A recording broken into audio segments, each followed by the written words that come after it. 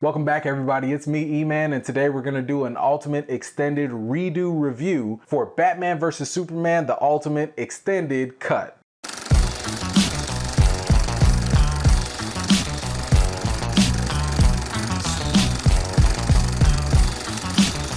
Okay, everybody, I'm back. I just got done watching the 18-hour cut of Batman vs. Superman, the Ultimate Edition. 3 hours? It didn't feel like 3 hours, but I'm tired. After pressure from the studios, director Zack Snyder had to chop down his 3 to 4 hour cut of Batman vs. Superman into only 2.5 hours, and that's what we got in the theatrical version. So now we finally get the 3-hour version that he probably wanted to have us all see in the first place. So without further ado, let's get straight into the good. The good.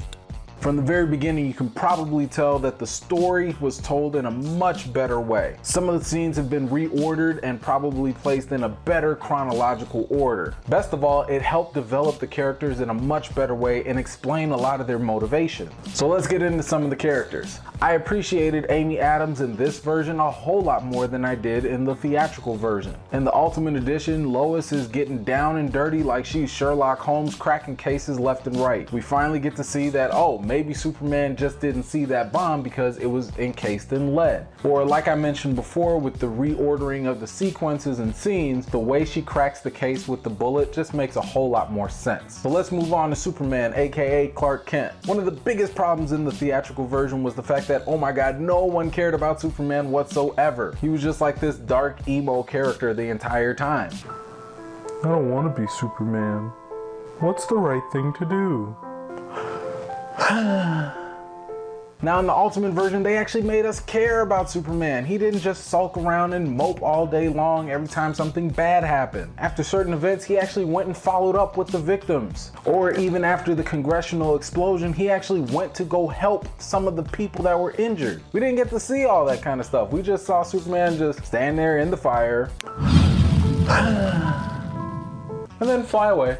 So he's not a jerk, and we even get a couple more scenes of him visiting his mom and getting advice and really try and get a sense of purpose into his life. I think that the theatrical version missed that opportunity with their edits because of the fact that we didn't get a chance to explore just how deep that moral impact was weighing on Superman. I mean, when one group says that he's a hero, we didn't really get a chance to see what the other group was saying, or the victims of families saying like, well, whose hero is he? He's not ours. Look at the pain and suffering he caused. As for Jesse Eisenberg as Lex Luthor, the Ultimate Edition shows us a little bit more about Lex's motivations and his plans. We get to see Lex manipulate and contribute to the animosity between Superman and Batman. What I liked was the fact that it was Lex having guys being killed in prison after they got branded by Batman. And of course, sending those pictures to Clark Kent to keep fueling that whole fire. Now, had they done this in the theatrical version, it would have fed into the Lex Luthor we all would have known in the past, the one that was conniving and manipulative and just smart. He played both Superman and Batman. That's the Lex we know. That's the Lex we want.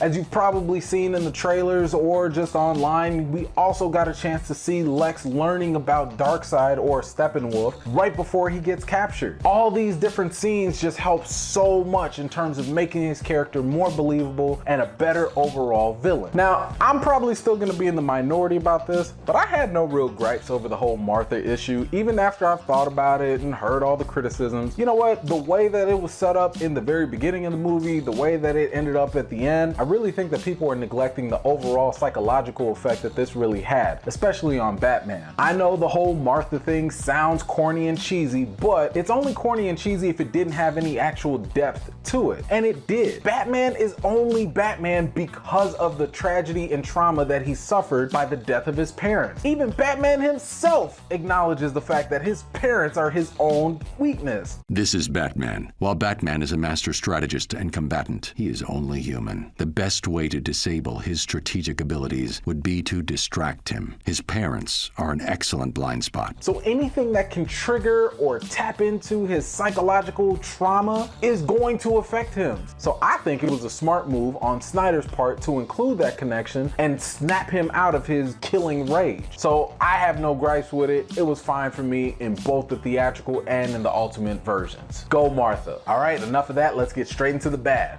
The bad.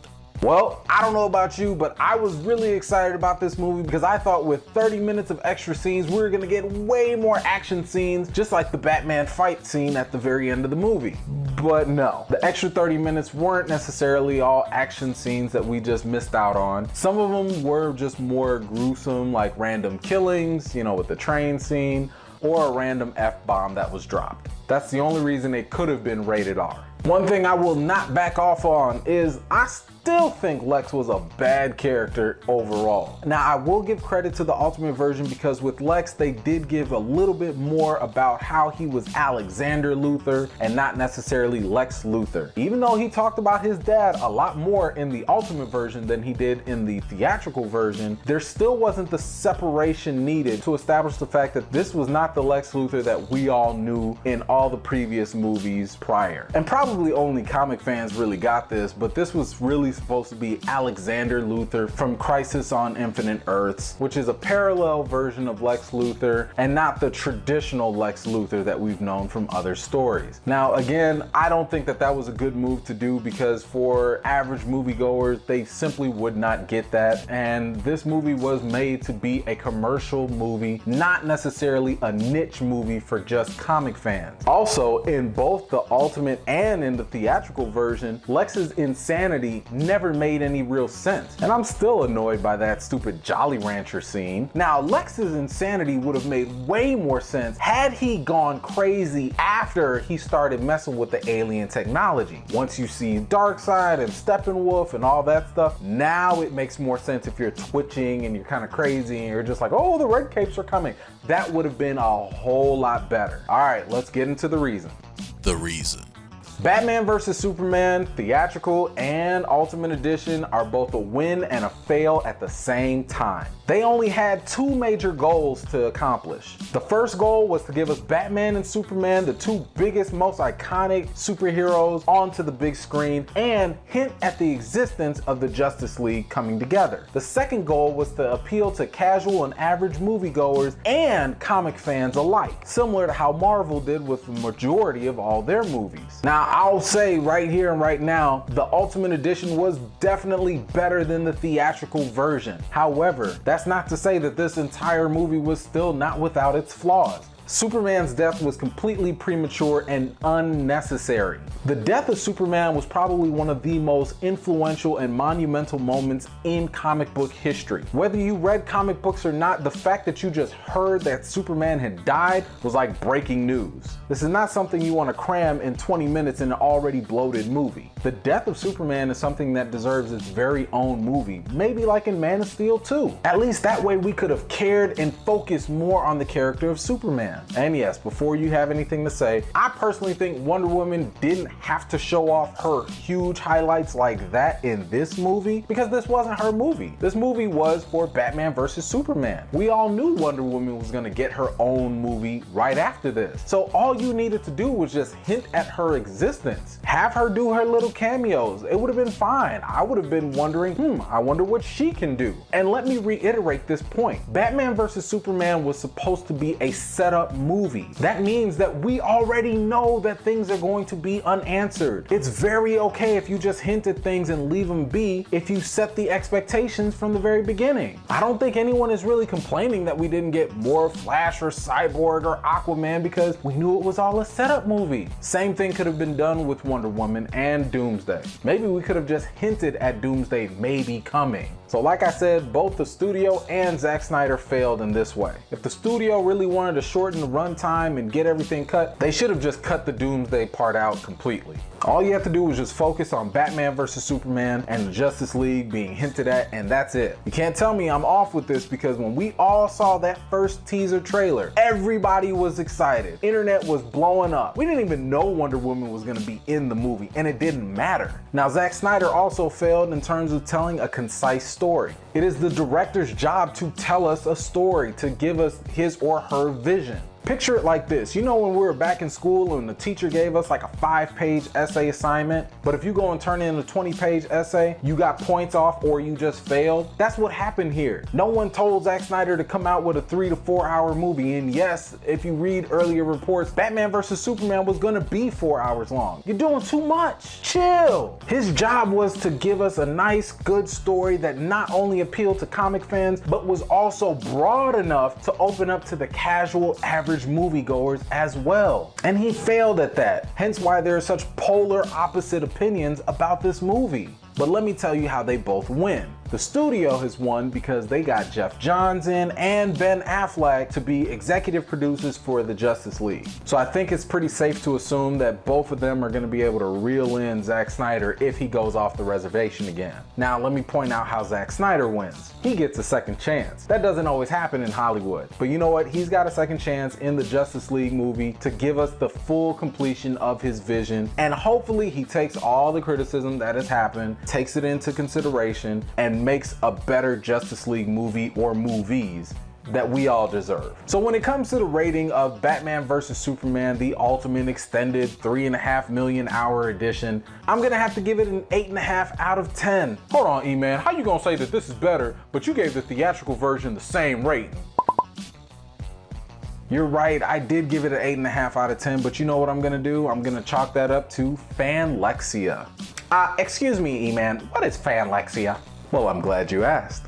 Fanlexia is the condition in which fandom takes over your ability to think critically, logically, and objectively about an item, person, property, or work of art. Look, we all do it. We all have these certain movies that we hold at an unrealistically high regard in our head that were really bad movies or had really bad problems in it. If you look at my past review, you can actually see I talked about how the story felt rushed or underdeveloped, or there were certain things that were unnecessary because of the fanlexia. I blocked out all that stuff and focused only on the excitement and the good stuff, which as a reviewer, as a movie critic, that's not my job and it's not right. And I failed you all in doing that. That's not to say that I think this movie was trash. I still think the movie was good. I just don't think it was epic. Like I said, it had a lot of flaws in it. So in light of all of that, yes, the Ultimate Edition does get an 8.5 out of 10, while the theatrical version is going to now be reduced to only a 7 out of 10. It was still theater worthy, it's still something to watch, but in hindsight, it really had some bad problems.